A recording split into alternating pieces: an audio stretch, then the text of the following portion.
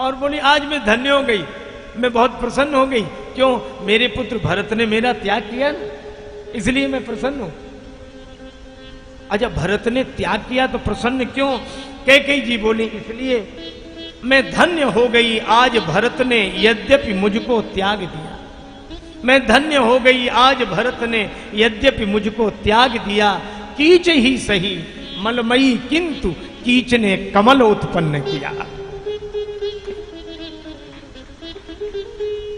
मैं भले ही कीचड़ हूं, पर भरत ऐसे कमल का जन्म इस कीचड़ से हुआ। मेरी दुर्गंधि विनीत बहे, पर पुष्प मेरा सौरभमय है। रघुवंशी को जो उचित लाल का चरित वही गौरवमय है। लेकिन वे तो आपको मां नहीं कहते। भरत जी ने कभी मां नहीं कहा आपको। कैकेयी जी बोली मैं जानती हूं, मुझे सबने समझाया, मुझे समझ नहीं आई। पर भरत ने घोरतम पल में नसाए दीनों दिखाए विमल ज्ञान को उजेरो है। और तू मेरी नहीं कोई विनीत वह भले ही कहे, पर मैं तो यह कहूंगी सपूत वह मेरो है। मैं तो उसे पुत्र कहूंगी। यह है अयोध्या, यह है राम कथा। धन्य है राम जी का परिवार। दूसरे दिन सभा लगी। गुरुदेव वशिष्ठ विराजमान, माता कौशल्या विराजमान और सब माताएं विराजमान, मंत्री जन पुरजन परिजन सब। अब यही हुआ, गुरुदेव ने प्रस्ताव रखा, राय राजपद तुम कहां दीन्हा, पिता वचन फुर चाहिए कीन्हा। तुम्हारे पिता ने तुम्हें राज्यपद दिया है भरत,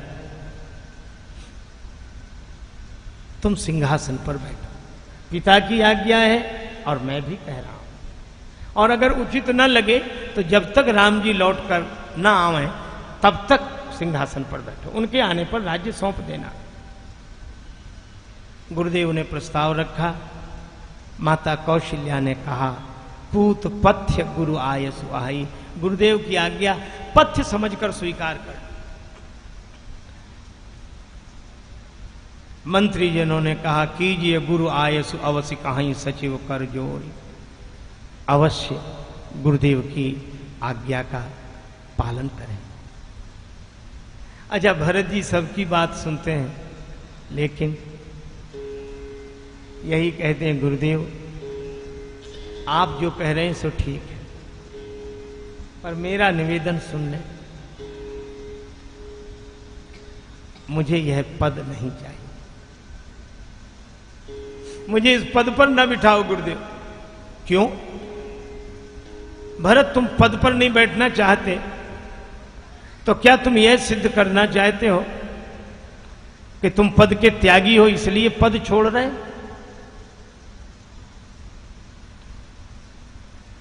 तुम पद के त्यागी हो इसलिए पद छोड़ रहे हो? भरत जी ने कहा गुरुदेव मैं तो पद का लोभी हूं इसलिए पद छोड़ रहा हूं।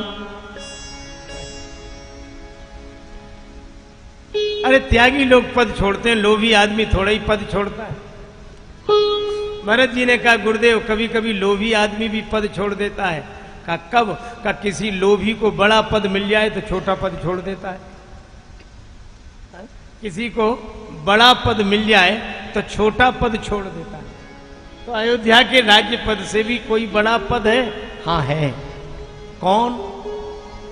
आपन दारुण दीनता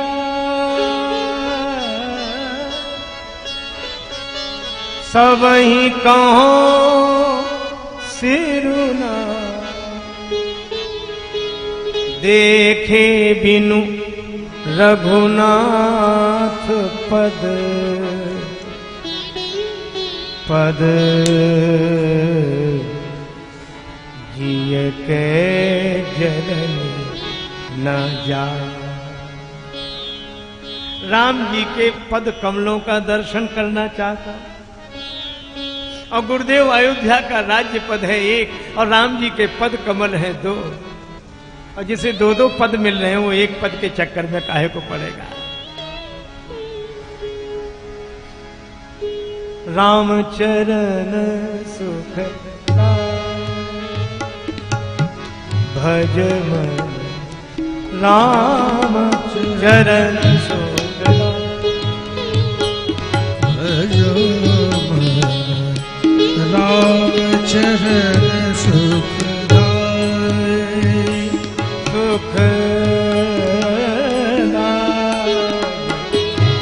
सुख सुखदाई भज चरण सुखदाई राम चरण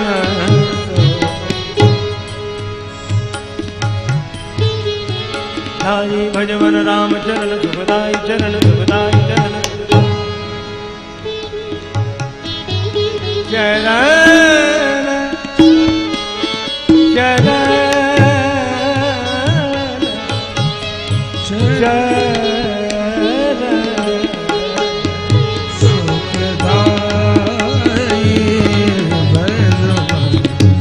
राम चरण चरण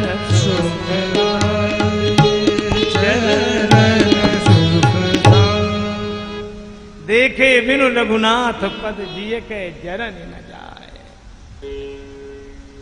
गुरु जी ने कहा कि अगर मैं जबरदस्ती तुम्हें सिंहासन पर बिठाऊं तो नहीं बैठोगे?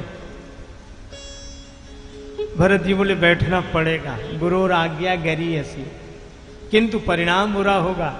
मोहि राज हठ दे हऊ जब वहीं रसा रसातल जाई है तब वहीं, यह पृथ्वी रसातल को चली जाएगी अगर मुझे सिंहासन पर बिठा देंगे तो। गुरु जी ने कहा कि भरत कैसी बात कहते हो, इस धरती पर हिरण्याक्ष हिरण्यकश्यप का राज्य रहा, पृथ्वी रसातल को नहीं गई। रावण कुंभकर्ण का राज्य रहा, पृथ्वी रसातल को नहीं गई। और भरत तुम्हारे जैसा महात्मा सिंहासन पर बैठ जाएगा तो पृथ्वी रसातल को चली जाएगी। यह बात हमें तो समझ में नहीं आती। भरत जी ने कहा गुरुदेव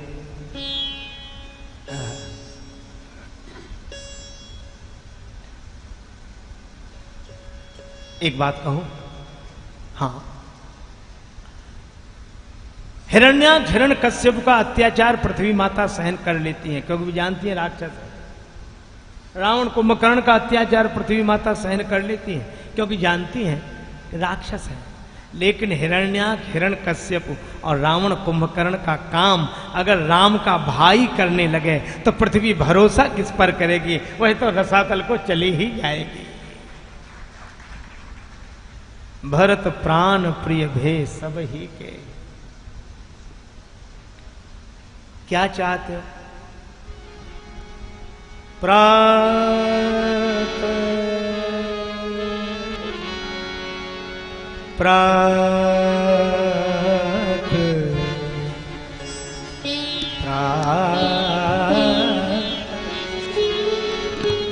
प्रात काल चली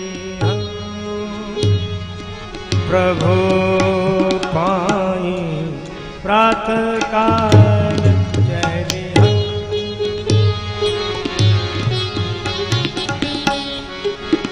प्रात काल।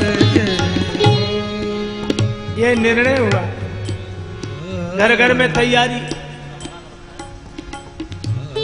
पर वृद्ध और युवकों में झगड़ा।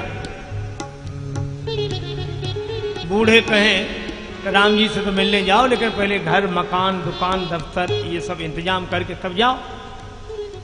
युवक बोले आग लगा दो, जरा उस संपत्ति सदन सुख सुहृद मातु पितु भाई, सन्मुख हो तो जो राम पद करई न सहज सहाय, आग लगा। पर वृद्ध बोले नहीं नहीं ऐसा थोड़ा ही, चलो भरत जी से फैसला करें। युवक कहते हैं कि राम जी से मिलने चलो चाहे इसमें आग लगे, और वृद्ध कहते कि नहीं यहां का इंतजाम पहले करो फिर राम जी से मिलने चलो। भरत जी से फैसला कराया गया। भरत जी से कहा आप बताएं। भरत जी ने कहा यहां की व्यवस्था पहले। युवक बोले राम जी के लिए आप छोड़ नहीं सकते ये? भरत जी बोले छोड़ सकता हूं, पर अपनी ही संपत्ति का तो व्यक्ति त्याग करेगा। और संपत्ति सब रघुपति के आई, तो छोड़ने वाला मैं कौन? अच्छा, ऐसा त्याग करना पड़े तो कोई भी त्यागी हो सकता है। एक जगह श्रीमद् भागवत की कथा हुई, श्री कृष्ण जन्मोत्सव था, तो सभी आनंद में जय कन्हैया लाल की भाव से नृत्य कर रहे। एक सज्जन मंच पर ही चढ़ गए, वो मंच पर ही जय कन्हैया लाल की, और इतना कहते तो कहते रुपए उछालने लगे, 1000, 500, 100 जय कन्हैया लाल की जय। का ये नोट कौन बरसा रहा? एक ने कहा, अरे अपने गांव का सबसे कंजूस आदमी, इसने तो कभी चवन्नी नहीं दी। किसी ने कहा कथा का पूरा असर इसी पे हुआ। दूसरा बोला, हे भगवान कलयुग चला गया क्या, ये और बदल क्या? दूसरा बोला, बदल तो नहीं सकता। तीसरा बोला, जरा गौर से देखो। गौर से देखा तो श्रीमद् भागवत की पोथी पर जो रुपए चढ़े थे वही उठा, जय कन्हैया लाल, जय कन्हैया लाल की जय। अरे वो कोई अपनी झोपड़ी में आग लगा है, कहे भाई क्यों आग लगा रहे हो? बोले बस त्याग उमड़ रहा, बैराग उमड़ रहा है, तो त्यागी माना जाए। और किसी के मकान में किराए का कमरा लेके रहे और फिर आग लगा दे, क्यों? बोले बस त्याग। अरे त्यागी नहीं, अपराधी। वो उसे फूंक रहा जो है ही नहीं उसका। भरत जी कहते हम छोड़ें तो अपराधी हैं। जो बिनु जतन चलो तज ताही, तो परिणाम न मोर भलाई। अच्छा, तो आप नहीं छोड़ सकते? भरत जी बोले ना, तो राजा बन जाओ। तो नहीं छोड़ते तो मालिक बनो। भरत जी बोले वही समस्या है यहां भी। अपनी चीज हो तो मालिक बने, अपनी हो तो त्याग करें, और अपनी संपत्ति हो तो मालिक बने। राम जी की संपत्ति है तो न मालिक बने न त्यागी बने। न जग छोड़ो न हरि भूलो, कर्म कर जिंदगानी में। रहो दुनिया में तुम ऐसे, कमल रहता जो पानी में। पद्म पत्र विवाम अस विचार सुख सेवक बोले, जे सपने निज धर्म न डोले। सबको व्यवस्थित किया और श्री भरत जी प्रस्थान करते हैं। सवारियां अलग अलग हैं पर सबका लक्ष्य एक है। संत कौन? जिसके साथ सब चल सकें, या जो सबको साथ लेकर चल सके, वह संत। अच्छा, सवारियां अलग अलग मतलब साधनाएं अलग अलग भी हो तो क्या फर्क पड़ता है? लक्ष्य अगर भगवत प्राप्ति है तो ठीक है, चले। कोई हाथी पर बैठकर जा रहे हैं, अब हाथी पर बैठकर जाना यह मानो ज्ञान निष्ठा का सूचक है। हाथी का सिर बड़ा, आंख छोटी, जिसका विचार बड़ा, दृष्टि सूक्ष्म, ज्ञान। और रथ में बैठकर जाने वाले धर्मात्मा, क्योंकि मानस में धर्म रथ का उल्लेख। और घोड़े पर बैठकर जाने वाले योगी, चंचल, योगस चित्तवृत्ति निरोधा, इंद्रियों के घोड़ों पर संयम की लगाम। और डोली में बैठकर जाने वाले भक्त, डोली में तो बस बैठना है, और डोली वैसे ही भक्त विश्वास पूर्वक बैठे। लेकिन भरत जी पैदल जा रहे हैं, और ये पैदल चलने वाले कौन है? का पैदल चलने वाले दो पांव से चलते, एक पांव आगे एक पीछे, फिर वो आगे फिर वो पीछे। ये दो पांव से चलने वाले, ये राम नाम के दो अक्षर रटने वाले हैं। रे मन तू दो अक्षर पढ़ ले, दो अक्षर के राम नाम से जीवन अपना गढ़ ले। भगवान नाम बस। अब भरत जी को पैदल चलते देखा तो सेवकों ने कहा घोड़े पर बैठ जाओ। भरत जी ने कहा कि राम जी पैदल गए और हम घोड़े पर बैठकर जाएं, हमें तो इस रास्ते में सिर के बल चलकर जाना चाहिए। सुन सेवक गण गरही गलान। पर भरत जी को पैदल चलते देखा तो सब पैदल चलने लगे, सभी लोग। दृष्टि। कौशल्या माता ने कहा कि भरत तुमको पैदल चलते देखकर ये सब पैदल चल रहे हैं, संदेश गलत जा रहा है। अर्थात हम ऐसा आचरण न करें ताकि लोग साधनाएं छोड़ दें, नियम छोड़ दें। तो इनके लिए बैठ गया। गुरु जी के संग रथ में बैठ गए, और रथ जब श्रृंगवेरपुर के पास आया, सेना और निखाद राज को समाचार मिला तो भरत जी के साथ सेना और ये बस निखाद राज को भ्रम हुआ। भाइयों तैयार हो जाओ, सन्मुख लौह भरत सन लेऊं, जियत न सुरसरी उतरन देऊं। समर मरण पुरी सुरसर तीरा, राम काज छन भंग शरीरा। और आज तैयारी करो। तैयारी होने की बात कही, इतना काद छींक भई बाएं, बाईं और छींक हुई। ज्योतिषियों से पूछा, ज्योतिषी बोले बाईं और छींक होना शुभ है, युद्ध में विजय मिलेगी। पर उम्र की अपनी महिमा होती है, आयु का अपना अनुभव होता है। अभिवादनशील से नित्यम वृद्धोपि सेविना, चत्वारि तस्य वर्धन्ति आयुर्विद्या यशो बलम। हाँ? अब अभिवादनशील होकर अपने से बड़ों का सम्मान करने वाले के जीवन में आयु विद्या यश और बल की वृद्धि होती है। महाराज मनु का वचन है। और वृद्ध का सम्मान किया निखाद राज ने। वयोवृद्ध ने कहा कि बाईं ओर छींक होना शुभ है। ज्योतिषी बोले शुभ है। तो कहा यह क्यों सोचते हो कि युद्ध में विजय होगी, यह क्यों नहीं सोचते कि युद्ध ही नहीं होगा। निखाद राज ने कहा कि नीक कहे बूढ़ा, और वृद्ध की बात मानने से झगड़ा टल गया। एक गांव में लगी आग, सभी गए भाग। लगे आग तो रुके कौन, पर दो उस आग में जलने के लिए मजबूर थे, एक अंधा एक लंगड़ा। अंधा खूब तेज भाग सकता था, पर उधर ही भागे जिधर आग लगी थी, उसे दिखता ही नहीं था। और लंगड़े को आग दिखती थी तो भाग नहीं सकता था। तो लंगड़े ने अंधे को आवाज दी कि भैया दोनों जलेंगे, एक काम करो, क्या तुम हमें अपने कंधे पर बिठा लो, आंखें हमारी पांव तुम्हारी। अंधे ने लंगड़े को कंधे पर बिठा लिया, दोनों आग से बच गए। कहानी साधारण है पर संदेश बड़ा महत्वपूर्ण है। कैसे आज भी चारों तरफ अशांति की आग लगी है, घर घर में राग द्वेष ईर्ष्या की आग लगी है, सब जगह सब समाज में आग लगी हुई है। पर दो मिल जाएं तो आज भी समाज इस आग से बच सकता है। कौन? एक अंधा और एक लंगड़ा। अंधा कौन और लंगड़ा कौन? का अगर आज की अंधी जवानी लंगड़े बुढ़ापे को अपने कंधे पर बिठा ले, अनुभव की आंखें वृद्ध की हों और उत्साह के चरण युवक के हों, तो आज भी समाज इस अशांति की आग से बच सकता है। निखाद राज ने वृद्ध की बात मानी, झगड़ा टल गया। कहा लेकिन तुम तैयार रहो। भेंट लेकर गए, कंदमूल फल खग मृग मांगे, मीन पीन पाठीन पुराने, भरी भरी भार कहाँ रन आने। सब चीजें लेके गए। कंदमूल फल सात्विकी वृत्ति के पहचान के लिए, खगमृग रजोगुणी वृत्ति की पहचान के लिए, और मीन पीन पाठीन पुराने तमोगुणी वृत्ति की पहचान के लिए। लेकिन भरत तो त्रिगुणातीत है। और उस समय श्री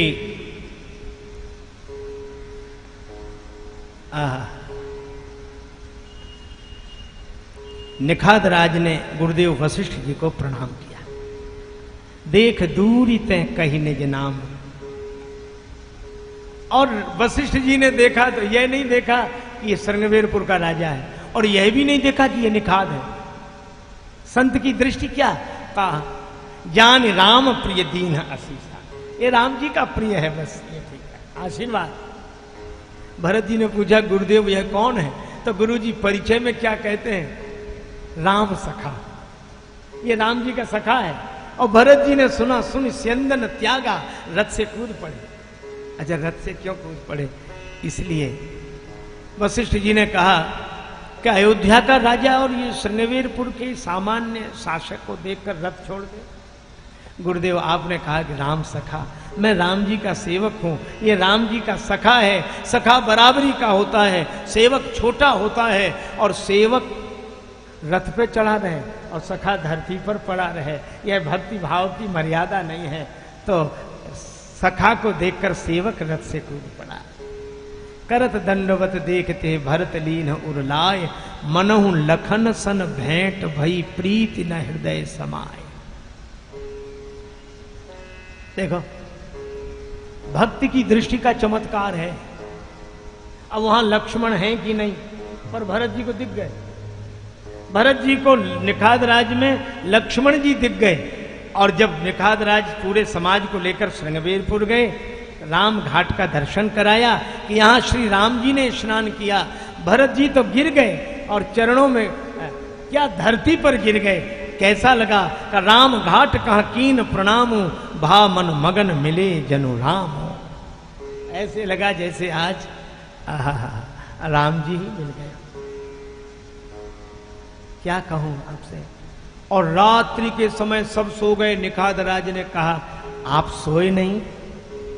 जिन नैनों में नीर हो उनमें नींद कैसे, जहां रोना हो वहां सोना कैसे। तो विश्राम कब मिलेगा? राम जी का विश्राम स्थल दिखा दो।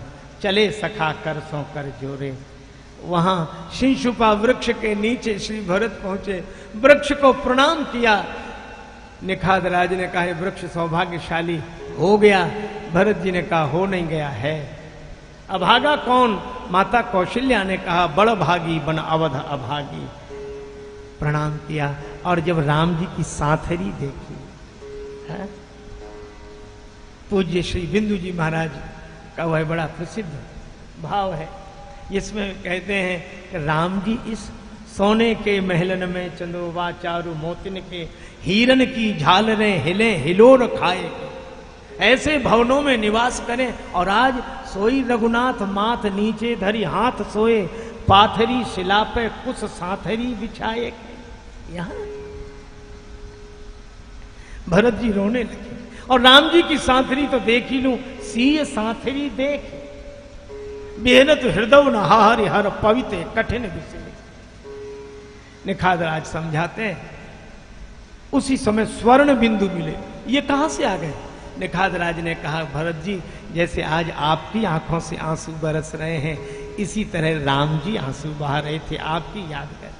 और मैंने देखा जब जब व्याकुल हो तो आपको रोते हुए देखकर सीता जी व्याकुल हो जाए, तो जब जब व्याकुल हो तो सी अति ही पुलकित गात, तो अश्रु बिंदु होए मही गिरत कनक बिंदु होए जात। श्री सीता जी के नेत्रों से गिरते आंसू और धरती पर गिरते तो स्वर्ण बिंदु हो जाते। श्री भरत जी ने कनक बिंदु दुई चारिक देखे, राखे शीस सीय सम लेखे। रात्रि भर विश्राम हुआ, सवेरे पूरे दल को चला दिया, पर भरत जी आज पैदल पैदल आए। शाम को पता लगा भरत तीसरे पहर कांकीन प्रवेश प्रयाग, कहत राम सिय उमगी उमगी अनुराग। बस दो प्रसंगों की एक झलक और फिर विराम। श्री भरत प्रयाग में आए। तीर्थराज प्रयाग का दर्शन बहुतों ने किया होगा, है? लेकिन जैसा श्री भरत जी ने देखा, भगवान श्री कृष्ण का दर्शन बहुतों ने किया, पर एक भक्त ने कहा कि देखन को घनश्याम की मूर्ति चाहिए सूर्य की आंधेरी आंखें। श्री कृष्ण को का दर्शन करने के लिए तो सूरदास जी की दृष्टि चाहिए, और सही बात भी है। आत्मदर्शन के लिए ज्ञान की दृष्टि चाहिए, संत दर्शन के लिए श्रद्धा की दृष्टि चाहिए, और भगवान को देखने के लिए भक्ति की दृष्टि चाहिए। गंगा यमुना सरस्वती जी का संगम।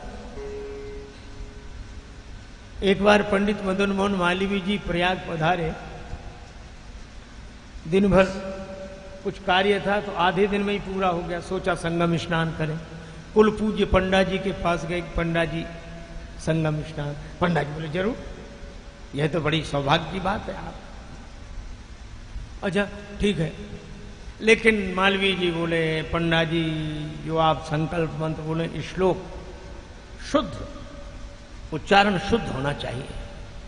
पंडा जी घबराए कि जो कुछ शुद्ध आता भी होगा इनके डर से और भूल जाएंगे, लेकिन अब कह देंगे तो यजमान हाथ से जाएगा। तो कहा नहीं नहीं चलो सब गंगा मैया ठीक करेंगे, यमुना मैया आप तो बिरा जाओ। नाव में बिठा के चले, पर सोचा मालवीय जी भूल जाएंगे। मित्रों, आप लोगों ने अभी जो सुना प्रसंग आपको कैसा लगा, इस पर आप लोग थोड़ा हमारे विचार से सुने कि आज के समय में धार्मिकता बिल्कुल विलुप्त होती जा रही है और भौतिकता बिल्कुल पांव पसार के फैलाए हुई है। जो कि भौतिक जगत यानी माया का संसार और माया की चीज़ों में हम दौड़ रहे हैं, और माया से कल्याण नहीं हो सकता है। माया तो हमें केवल अरझाने के लिए ही होती है। तो धार्मिक प्रसंग हमारा आपको इस चैनल पर हमारे कार्यक्रम तमाम पड़े हुए हैं और आते रहते हैं वीडियोज, इनको आप देखें जरूर। तथा हमारे एक चैनल दूसरे को भी आप देखें, वो महात्मा ओम प्रकाश अयोध्यावासी के नाम से चैनल चल रहा है। उसका लिंक इस वीडियो के डिस्क्रिप्शन में हमारे आपको मिलेगा। चैनल के डिस्क्रिप्शन में लिंक उसकी लगी हुई है, उस पर भी देखेंगे तो आपको अनेकों प्रकार की राम कथाएं, हनुमत कथाएं, कृष्ण कथाएं, यानी कि आपको भगवान की तरफ ले चलने वाले सारे चीज़ें आपको वहाँ धार्मिक प्रसंग मिलते रहेंगे। और क्योंकि इस कलिकाल में धर्म के कार्य के लिए किसी के पास समय नहीं है, लोग अधर्म में करहि पाप पावहि दुख अभय रुज शोक वियोग पाप करत निसिबासर जाहि। तो संसार में इस समय आचरण क्या हो गया है, आचार विचार, कि व्यक्ति को पाप कर्म में ही पूरा जीवन गंवा देना पड़ रहा है केवल अज्ञानता के कारण। जब हम धर्म के रुझान पे आएंगे, धार्मिक, तभी हमारी बुद्धि को सही मार्ग मिल पाएगा। जब धर्म की तरफ चलेंगे आप तभी, क्योंकि धर्म का मार्ग दूसरा है, वो दरवाजा तो आपने बंद कर रखा है और अधर्म और अन्याय की तरफ हम दौड़ रहे हैं। उसी माया के जगत में वो हमको नचाती जा रही है, यहाँ से वहाँ, वहाँ से वहाँ हम दौड़ते हुए परेशान होते जा रहे हैं। तो हमें अपने जीवन का कल्याण करने के लिए हमको धार्मिक प्रसंगों में चलना पड़ेगा। तो हमारे चैनल पे भी आप खोलेंगे, पूरे देखेंगे तो आपको सभी चीज़ें यहाँ मिलती रहेंगी। और हमारे दूसरे चैनल पे भी जाएंगे, आप केवल धार्मिक प्रसंग, यहाँ पर आपको भक्ति गीत, कथाएँ, ये सारे प्रसंग आपको यहाँ पर उपलब्ध मिलेंगे। और आप लोग हमारे चैनल पे जुड़े रहें और त्रुटियों को हमारे क्षमा करते हुए चैनल सब्सक्राइब, लाइक, शेयर ये जरूर करेंगे, ताकि आपको अच्छे अच्छे मार्ग की बातें मिलती रहें। तथा कमेंट भी हमको ज़रूर बताएं कि आपको क्या चाहिए। धन्यवाद मित्रों।